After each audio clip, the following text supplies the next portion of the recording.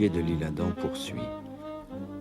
Puisque vous n'êtes plus en ce moment qu'un mystérieux docteur auquel il ne faut rien cacher, il devient nécessaire, pour l'intelligence même de ce que je dois ajouter, de vous dépeindre d'abord physiquement Miss Alicia Clary. Miss Alicia n'a que 20 ans à peu Alicia n'a près. que 20 ans. Elle est svelte comme le tremble argenté. Elle est svelte comme le tremble. Ses mouvements sont d'une lente et délicieuse harmonie. Son corps offre un ensemble de lignes à surprendre les plus grands statuaires. Une chaude pâleur de tubéreuse en revêt les plénitudes. Les mains sont plutôt païennes qu'aristocratiques. Ses pieds ont cette même élégance des marbres grecs. Ses pesants cheveux bruns ont l'éclat d'une nuit du sud. Souvent, au sortir du bain, elle marche sur cette étincelante chevelure que l'eau même ne désondule pas et en jette devant elle d'une épaule à l'autre les luxuriantes ténèbres comme le pan d'un manteau. Son visage est de l'ovale le plus séduisant. Sa cruelle bouche s'y épanouit comme un œillet sanglant ivre de rosée. D'humides lumières se jouent et s'appuient sur ses lèvres lorsque les fossettes rieuses découvrent, en les avivant, ces naïves dents de jeune animal. Or, si le toucher de cette peau trouble tout être vivant, la matité de sa trame invisible et opaline est essentiellement réceptive de l'impression solaire. Elle devient parfois radieuse, comme le jeune éclat d'un teint virginal sous l'action de la lumière. Remarquez-le aussi, les difficultés que présente la coloration héliochromique sont beaucoup moindres ici que lorsqu'il s'agit d'un paysage. En effet, dans notre race caucasienne, le teint ne comporte que deux nuances précises dont solairement nous sommes un peu maîtres, le blanc pâle et le rose.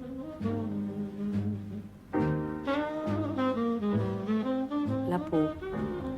La peau, c'est pas uniquement une question de maquillage, c'est une question de réveil, de lumière, et je sais que c'est ce qu'il y a de plus important au cinéma.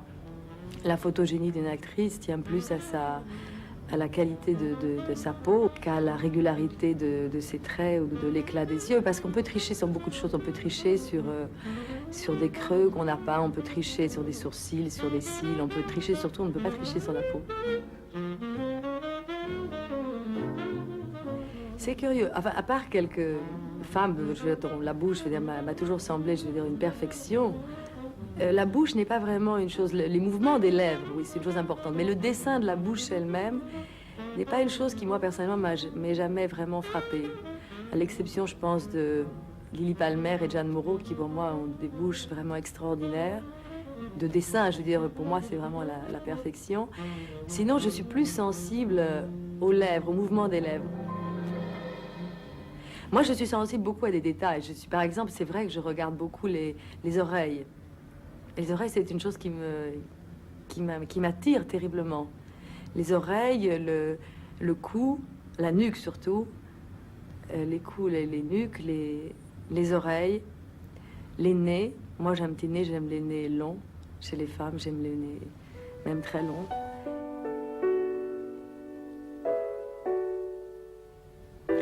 Mais les cheveux, je crois que c'est tellement le symbole de la femme.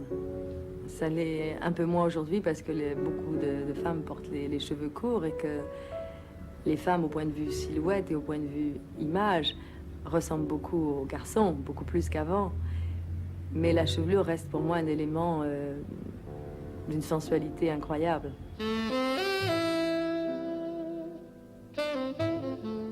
On parle souvent de vos paupières à demi baissées, du regard voilé. En vérité, c'est pas que mes paupières sont baissées, c'est qu'elles se lèvent jamais vraiment. C'est vrai.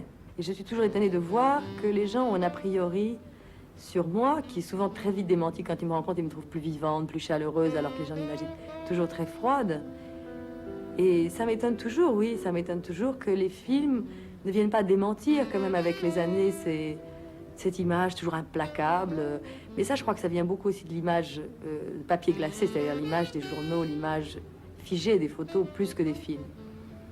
Les gens, finalement, regardent beaucoup moins les films qu'on ne le croit, j'ai l'impression. Ils regardent beaucoup plus les photos.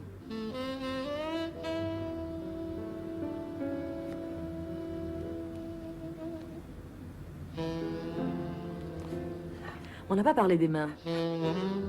Et pourtant, tout à l'heure, on en a parlé à un moment. Il y a un très joli passage sur les mains, absolument. Ces mains païennes, ces mains qui ne sont pas aristocratiques. Ça m'a fait sourire parce que j'ai vraiment pensé à mes mains quand j'ai pensé ça.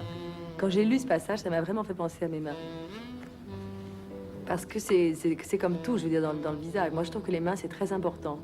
Mais ça n'est pas important pour moi sur le plan esthétique. C'est-à-dire que je ne suis pas très sensible aux longues mains fines, je suis très sensible à l'animation et à la vie des mains. Et moi, je sais que c'est vrai que j'ai des toutes petites mains. Et ce mot, ces mains païennes, ça m'a convenu tout à fait. Parce que le mot païen, c'est un mot que je trouve qui me va bien. Moi, je ne me vois pas comme quelqu'un d'aristocratique, physiquement. Et les dents de jeune animal? Les dents de jeune... Ah oui, ça c'est vrai que les dents aussi. Ça c'est vrai que je crois que les dents, ça dit beaucoup de choses. Ça c'est vrai. Parce que d'abord, les dents, c'est le sourire, c'est la bouche, c'est vrai que je crois que les dents, il y a des gens qui ont... Quand on dit, d'où l'expression, il a de longues dents, c'est vrai qu'il y a des sourires qui sont plus carnassiers que d'autres. C'est vrai qu'il y a des sourires où les dents sont petites comme des petites perles. C'est vrai que c'est... Moi, j'ai plutôt des grandes dents. Oui, oui, des dents qui mordent, qui mangent, oui, oui. Oui.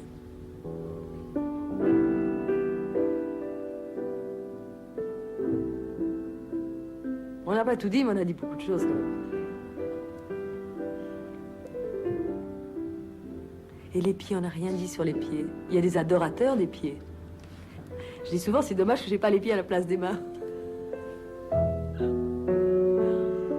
Et ses sourcils frémissent pour une ombre.